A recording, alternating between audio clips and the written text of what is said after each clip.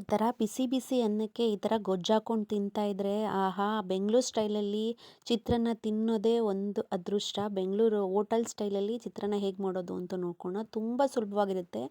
ನಾನು ಇದಕ್ಕೆ ಸ್ಪೆಷಲ್ಲಾಗಿ ಇವತ್ತು ಈರುಳ್ಳಿ ಹೂವು ಮತ್ತು ಸಬ್ಬಕ್ಗೆ ಸೊಪ್ಪು ಹಾಕ್ಕೊಂಡು ಮಾಡ್ತಾಯಿದ್ದೀನಿ. ತುಂಬ ಅದ್ಭುತವಾಗಿರುತ್ತೆ. ಮಾಮೂಲಿ ಮಾಡೋದಕ್ಕಿಂತ ಈ ಥರ ಸ್ಪೆಷಲ್ಲಾಗಿ ಮಾಡ್ಕೊಂಡು ಒಂದ್ಸತಿ ತಿನ್ನಿರಿ. ರುಚಿ ಅಂತೂ ಅದ್ಭುತವಾಗಿರುತ್ತೆ. ಎಷ್ಟು ಸಿಂಪಲ್ ಅಂತ ಹೀಗೆ ನೋಡ್ಕೊಳ್ಳಿರಂತೆ ಬನ್ನಿ. ನೋಡ್ತಿದ್ರಲ್ಲ ನಾನಿಲ್ಲಿ ಒಂದು ಬಾಣಲೆಯಲ್ಲಿ ಸ್ವಲ್ಪ ಒಂದು 5-6 ಸ್ಪೂನಷ್ಟು ನಾನು ಎಣ್ಣೆನ ಹಾಕ್ಕೊಳ್ತಾ ಇದ್ದೀನಿ. ನಾನು ಯಾವಾಗಲೂ ಸನ್‌ಪ್ಯೂರ್ ಎಣ್ಣೆನೇ ಉಪಯೋಗಿಸ್ಕೊಳ್ಳೋದು. ನಮ್ಮ ಮನೆಗೆ ಸೆಟ್ ಆಗಿರೋದ್ರಿಂದ ಯಾವಾಗಲೂ ಅದನ್ನೇ ಹಾಕ್ಕೊಳ್ತೀನಿ. ಸ್ವಲ್ಪ ಎಣ್ಣೆ ಜಾಸ್ತಿ ಇದ್ದರೆ ಚೆಂದ ಇರುತ್ತೆ. ಇದಕ್ಕೆ ನಾನಿಲ್ಲಿ ಒಂದು 1 1/2 ಸ್ಪೂನಷ್ಟು ನಾನಿಲ್ಲಿ ಸಾಸಿವೆ ಹಾಕ್ಕೋತಾ ಇದ್ದೀನಿ. ಸಾಸಿವೆ ಚೆನ್ನಾಗಿ ಸಿಡಿಬೇಕು. ಸಿಡಿದಾದ್ಮೇಲೆ ನಾನಿಲ್ಲಿ ಸಣ್ಣದಾಗಿ ಹೆಚ್ಚಿರೋವಂಥ ಶುಂಠಿನ ಜಜ್ಜಿರೋದು ಹಾಕ್ಕೊಳ್ತಾ ಇದ್ದೀನಿ. ಟೇಸ್ಟ್ ಅಂತೂ ತುಂಬ ಚೆನ್ನಾಗಿರುತ್ತೆ. ಒಂದು ಅರ್ಧ ಸ್ಪೂನಷ್ಟು ಜೀರಿಗೆ ಕೂಡ ಹಾಕ್ಕೊಂಡು ಕಡಲೆಬೇಳೆ ಒಂದು 2ರಿಂದ 3 ಸ್ಪೂನಷ್ಟು ಹಾಕ್ಕೋತಾ ಇದ್ದೀನಿ. ಕಡಲೆ ಬೀಜ ಮತ್ತು ಕಡಲೆಬೇಳೆನ ಸಪ್ರೇಟಾಗಿ ಹುರಿದು ಕೂಡ ನೀವು ಲಾಸ್ಟಲ್ಲಿ ಸೇರಿಸ್ಕೋಬೋದು. ಈ ಥರ ಸೇರಿಸ್ಕೊಂಡ್ರೂ ಕೂಡ ತುಂಬ ಚೆನ್ನಾಗಿರುತ್ತೆ. ಹೋಟ್ಲಲ್ ಸ್ಟೈಲಲ್ಲೆಲ್ಲ ಕಡಲೆಬೇಳೆ ಮತ್ತು ಕಡಲೆ ಬೀಜನ ಹುರಿದಿಟ್ಟು ಲಾಸ್ಟಲ್ಲಿ ಸೇರಿಸ್ಕೋತಾರೆ. ನಾನು ಇದಕ್ಕೆ ಕರಿಬೇವಿನ ಸೊಪ್ಪು ಮತ್ತು ಹಸಿಮೆಣ್ಸಿನ್ಕಾಯಿನ ಹಾಕ್ಕೋತಾ ಇದ್ದೀನಿ. ಹಸಿಮೆಣ್ಸಿನ್ಕಾಯಿ ಖಾರ ಹೋಗೋವರೆಗೂ ಚೆನ್ನಾಗಿ ಹುರ್ಕೊಳ್ಬೇಕು. ಈ ಥರ ಹುರ್ಕೊಳ್ಳೋದ್ರಿಂದ ಖಾರ ಸ್ವಲ್ಪ ಕಮ್ಮಿ ಆಗುತ್ತೆ ಮತ್ತು ಕ್ರಿಸ್ಪಿನೆಸ್ ಕೂಡ ತುಂಬ ಚೆನ್ನಾಗಿರುತ್ತೆ. ಇದಕ್ಕೆ ಈ ಚಿತ್ರಾನ್ನಕ್ಕೆ ಸ್ವಲ್ಪ ಖಾರ ಹೆಚ್ಚಿಗೆ ಇದ್ದರೆ ಚೆನ್ನಾಗಿರುತ್ತೆ. ಅದಕ್ಕೆ ಒಂದು 10ರಿಂದ 15 ನಾನಿಲ್ಲಿ ಹಸಿಮೆಣ್ಸಿನ್ಕಾಯಿ ಹಾಕ್ಕೊಂಡಿದ್ದೀನಿ. ನಿಮಗೆ ಖಾರ ನೋಡಿಕೊಂಡು ನೀವು ಅಂದಾಜು ಹಾಕ್ಕೊಳ್ಳಿ. ಈಗ ಚೆನ್ನಾಗಿ ಫ್ರೈ ಮಾಡ್ಕೊಳ್ಬೇಕು. 2ರಿಂದ 3 ನಿಮಿಷದವರೆಗೂ ಚೆನ್ನಾಗಿ ಫ್ರೈ ಮಾಡಿಕೊಂಡ್ರೆ ಅದು ತುಂಬ ಚೆನ್ನಾಗಿರುತ್ತೆ. ನಾನಿಲ್ಲಿ ಇಂಗನ್ನು ಕೂಡ ಹಾಕ್ಕೋತಾ ಇದ್ದೀನಿ. ಸ್ವಲ್ಪ ಇಷ್ಟ ಇರೋರು ಹಾಕ್ಕೊಳ್ಬೋದು, ಇಲ್ಲಾಂದರೆ ಕೂಡ ಸ್ಕಿಪ್ ಮಾಡ್ಕೋಬೋದು. ಇದೇ ಹಂತದಲ್ಲಿ ನೀವು ಕಡಲೆ ಬೀಜ ಕೂಡ ಹಾಕ್ಕೊಳ್ಳಿ. ನಾನು ಸ್ಕಿಪ್ ಮಾಡಿದ್ದೀನಿ, ನಂತರ ಹಾಕ್ಕೋತೀನಿ. ಹಿಂಗೆ ಕೂಡ ಹಾಕ್ಕೊಂಡು ಸ್ವಲ್ಪ ಒಂದು ಚಿಟಿಕೆಯಷ್ಟು ಉಪ್ಪು ಹಾಕ್ಕೊಳ್ತಾ ಇದ್ದೀನಿ ಸ್ನೇಹಿತರೆ. ಯಾಕಂದರೆ ಉಪ್ಪು ಹಾಕ್ಕೊಂಡ್ರೆ ಬೇಗ ಫ್ರೈ ಆಗುತ್ತೆ. ಅದರಿಂದ ಸ್ವಲ್ಪ ಉಪ್ಪು ಕೂಡ ಮತ್ತು ಇಂಗು ಕೂಡ ಹಾಕ್ಕೊಂಡು 3ರಿಂದ 5 ನಿಮಿಷ ಚೆನ್ನಾಗಿ ಹುರ್ಕೊಳ್ತಾ ಇದ್ದೀನಿ ಸ್ನೇಹಿತರೆ. ಚೆನ್ನಾಗಿ ಒಗ್ಗರಣೆ ಹಾಕ್ಕೊಂಡ್ರೆ ತುಂಬ ಚೆನ್ನಾಗಿರುತ್ತೆ. ಈಗ ಈ ಹಂತದಲ್ಲಿ ಸಣ್ಣದಾಗಿ ಹೆಚ್ಚಿರುವಂಥ ಈರುಳ್ಳಿ ಹಾಕ್ಕೋತಾ ಇದ್ದೀನಿ. ಉದ್ದು ಕೂಡ ಹೆಚ್ಕೊಳ್ಬೋದು ಅಥವಾ ಈ ಥರ ಅಡ್ಡಡ್ಡು ಕೂಡ ಸಣ್ಣಕ್ಕೂ ಕೂಡ ಹೆಚ್ಕೊಳ್ಬೋದು. ನೋಡ್ತಿದ್ರಲ್ಲ, ಈಗ ಇದ್ರ ಜೊತೆಗೆ ನಾನಿಲ್ಲಿ ಕಲ್ಲುಪ್ಪನ್ನು ಹಾಕ್ಕೊಳ್ತಾ ಇದ್ದೀನಿ. ನೀವು ಬೇಕಾದರೆ ಪುಡಿ ಉಪ್ಪು ಕೂಡ ಯೂಸ್ ಮಾಡ್ಕೊಳ್ಬೋದು. ನಾನು ಯಾವಾಗಲೂ ಕಲ್ಲುಪ್ಪೆ ಸಣ್ಣದಾಗಿ ಪುಡಿ ಮಾಡಿಕೊಂಡು ಹಾಕ್ಕೊಳ್ತೀನಿ. ನಾನು ಯಾವತ್ತೂ ಪುಡಿ ಉಪ್ಪು ತರಿಸೋದಿಲ್ಲ. ಕಲ್ಲುಪ್ಪನ್ನೇ ಸಣ್ಣಗೆ ಮಿಕ್ಸಿ ಜಾರ್ಗೆ ಹಾಕ್ಕೊಂಡು ಸಣ್ಣಗೆ ಪುಡಿ ಮಾಡಿಕೊಂಡು ಉಪಯೋಗಿಸ್ಕೊಳ್ಳೋದು.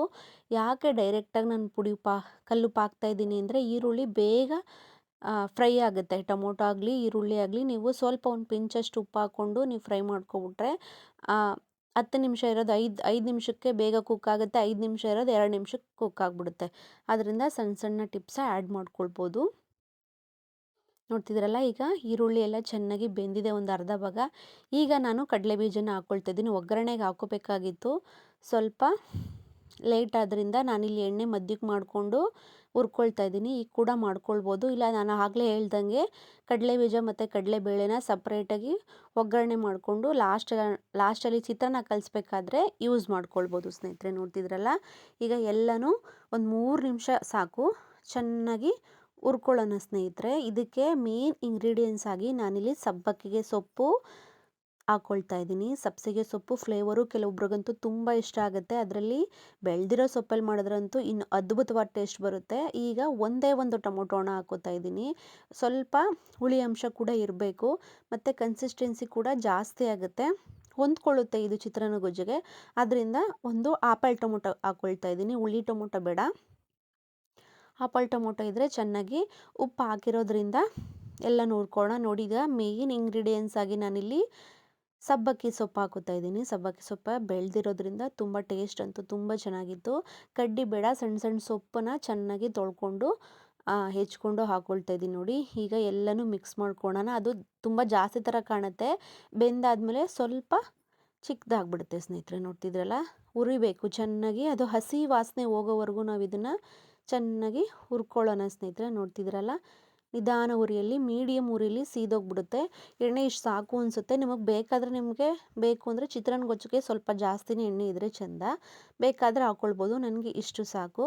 ನಾನಿಲ್ಲಿ ಅರಿಶಿನ ಪುಡಿ ಕೂಡ ಹಾಕ್ಕೊಳ್ತಾ ಇದ್ದೀನಿ. ಟರ್ಮರಿಕ್ ಪೌಡರು ನಾನು ಮಾಡಿಸಿರೋದು, ತಂದು ಮಾಡಿಸ್ಕೊಂಡು ಇಟ್ಕೊಂಡಿದ್ದೀನಿ. ನೀವು ಕೂಡ ಅದೇ ಥರ ಮಾಡಿ. ಈಗ ತುಂಬ ಕೆಮಿಕಲ್ ಯೂಸ್ ಮಾಡ್ತಾರೆ ಅರಿಶಿನ ಪುಡಿಲಿ ಕೂಡ, ಕೆಟ್ಟೋಗ್ಬೇಡ್ದು ಅಂತ. ಆದ್ದರಿಂದ ಅರಿಶಿನ ಕೊಂಬು ತಂದು ಒಣಗಿಸಿ ಪುಡಿ ಮಾಡಿಕೊಂಡು ಮಡ್ಕೊಂಡಿದ್ದೀನಿ. ಆದ್ದರಿಂದ ಅಷ್ಟೊಂದು ಕಲ್ಲರು ತುಂಬ ಕಲರ್ ಚೆನ್ನಾಗಿ ಬರುತ್ತೆ. ಒಂದು ಸ್ಪೂನ್ ಹಾಕಿದ್ರೆ ಸಾಕು ನಿಮಗೆ ಕಲರ್ ತುಂಬ ಚೆನ್ನಾಗಿ ಬರುತ್ತೆ. ನಾನಿಲ್ಲಿ ಲಾಸ್ಟ್ನೇದಾಗಿ ಈರುಳ್ಳಿ ಹೂವನ್ನ ಹಾಕ್ಕೋತಾ ಇದ್ದೀನಿ. ಇದು ಆಪ್ಷನಲ್ಲು, ನಿಮಗೆ ಬೇಕಾದರೆ ಹಾಕ್ಕೊಳ್ಳಿ, ಇಲ್ಲಾಂದರೆ ಪರವಾಗಿಲ್ಲ, ಸ್ಕಿಪ್ ಕೂಡ ಮಾಡ್ಕೊಳ್ಬೋದು. ಈಗ ಲಾಸ್ಟ್ನೇದಾಗಿ ನಾನಿಲ್ಲಿ ಕೊತ್ತಂಬರಿ ಸೊಪ್ಪು ಕೂಡ ಹಾಕ್ಕೊಂಡು ಇದನ್ನು ಹುರ್ಕೋತಾ ಇದ್ದೀನಿ. ಈ ಹಂತದಲ್ಲಿ ಫುಲ್ಲು ಫ್ಲೇಮ್ನ ಕಮ್ಮಿ ಇಟ್ಕೊಂಡು ನೀವು ಇದನ್ನು ಫ್ರೈ ಮಾಡ್ಕೊಳ್ಳಿ. ನೋಡ್ತಿದ್ರಲ್ಲ, ಹೆಲ್ತ್ಗೂ ಒಳ್ಳೆಯದು, ಆರೋಗ್ಯಕ್ಕೂ ಒಳ್ಳೆಯದಾಗಿರೋದ್ರಿಂದ ಸಬ್ಬಕ್ಕಿ ಸೊಪ್ಪು ಇದು ಬಾಣಂತಿ ಕೂಡ ಜಾಸ್ತಿ ಕೊಡ್ತಾರೆ. ಹೀಗೆ ಮನೇಲಿ ಕೂಡ ಸಪ್ರೇಟಾಗಿ ಒಂದು ಸ್ಪೆಷಲಾಗಿ ಮಾಡ್ಕೋಬೋದು. ಈಗ ಸ್ಟವನ್ನು ಆಫ್ ಮಾಡಿಕೊಂಡು ನಾನಿಲ್ಲಿ ಅರ್ಧ ನಿಂಬೆಹಣ್ಣನ್ನ ಬಿಟ್ಕೋತಾ ಇದ್ದೀನಿ ಹುಳಿಗೋಸ್ಕರ. ನೀವು ನೋಡಿಕೊಂಡು ಹಾಕ್ಕೊಳ್ಳಿ. ಟೊಮೊಟೊ ಹಣ್ಣು ಕೂಡ ಹಾಕಿರೋದ್ರಿಂದ ಅರ್ಧ ಅರ್ಧ ನಿಂಬೆಹಣ್ಣು ಮಾತ್ರ ಬಿಟ್ಕೋತಾ ಇದ್ದೀನಿ.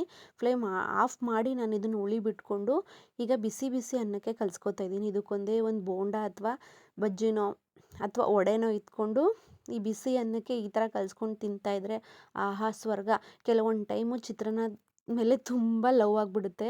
ಈ ಹೋಟೆಲ್ ಸ್ಟೈಲಲ್ಲಿ ಬೀದಿ ಸೈಡಲ್ಲೆಲ್ಲ ಇದೇ ಥರ ಟೇಸ್ಟಾಗಿ ಮಾಡ್ತಾರೆ. ಸ್ವಲ್ಪ ಶುಂಠಿ ಹಾಕಿರ್ತಾರಲ್ಲ, ಆ ಫ್ಲೇವರ್ ಅಂತೂ ಗಮ್ ಅಂತ ಇರುತ್ತೆ ಬಾಯಿಗೆಲ್ಲ. ನಮ್ಮ ಮನೆಯವರಂತೂ ಈ ಥರ ಮಾಡಿಕೊಟ್ರೆ ಇಷ್ಟಪಟ್ಟು ತಿಂತಾರೆ. ಅನ್ನ ಕೂಡ ಉದ್ರುದ್ರಾಗಿತ್ತು ಅಂತ ತೋರಿಸ್ತಾ ಇದ್ರು. ತುಂಬ ಚೆನ್ನಾಗಿತ್ತು ಸ್ನೇಹಿತರೆ. ನೀವು ಸಬ್ಬಕ್ಕಿ ಸೊಪ್ಪು ತಂದಾಗ ಸ್ಪೆಷಲಾಗಿ ಕೂಡ ಇದನ್ನು ಯೂಸ್ ಮಾಡ್ಕೊಳ್ಬೋದು. ನೋಡ್ತಿದ್ರಲ್ಲ ಎಷ್ಟು ಚೆನ್ನಾಗಿದೆ ಅಂತ. ನೀವು ಒಂದ್ಸತಿ ಮನೇಲಿ ಮಾಡ್ತೀರಲ್ವ? ಈ ರೆಸಿಪಿ ನಿಮಗೇನಾದರೂ ಇಷ್ಟ ಆಗಿದರೆ ಪ್ಲೀಸ್ ನನ್ನ ಚಾನಲ್ನ ಸಬ್ಸ್ಕ್ರೈಬ್ ಮಾಡಿ, ಶೇರ್ ಮಾಡಿ, ಲೈಕ್ ಮಾಡಿ. ಥ್ಯಾಂಕ್ ಯು ವಿಡಿಯೋ ನೋಡಿದ್ದಕ್ಕಾಗಿ. ಧನ್ಯವಾದಗಳು.